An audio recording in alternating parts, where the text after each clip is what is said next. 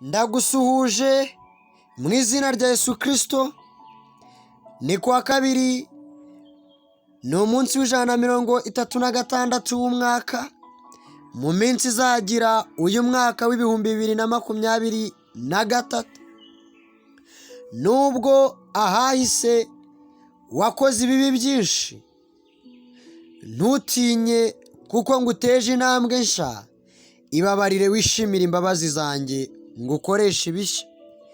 Gitabo cya mbere cya Samweli igice cya 12 murongo wa 20.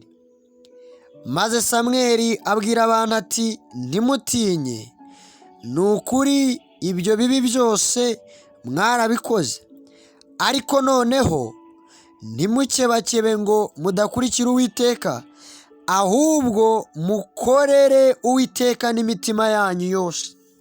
Mwene data, Imana niyo iri kuvugana nawe. Birashoboka ko hari ibintu bibi wakoze ahahise bitari imirimo ishimwa mu maso y'Imana, ariko kuri uyu munsi utejwe intambwe nsha, uhawe amahirwe mashya. Imbabazi z'Imana hari igihe ziza ku buzima bwawe, ariko Satani kuko ari umurezi wawe agakomeza kwibutsa ibyaha kugira ngo za mbabazi zitagira agaciro. Ariko bohora umutima wawe, ibohore kuko Imana ariyo yakubabariye. Hanyuma ukoreshwe ibishya, imitekerereze ibe mishya, icyerekezo kibe gishya, ijwi rigiye kuvugana nawe naryo ni rishya.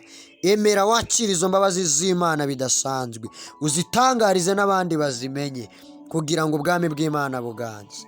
Mwami Imana, ndagushimye kubw'imbabazi zawe ku buzima bw'uyu mwene data. Urakoze ko ugiye kwigaragaza mu mibereho ye, ugiye gukora ibidasanzwe, ugiye Mwami Imana ikomeye guca inzira mu byo yabonaga nta nzira, ukiyerekana kandi ukamukorera ibishya. Ni mu izina rya Yesu Kristo, amen.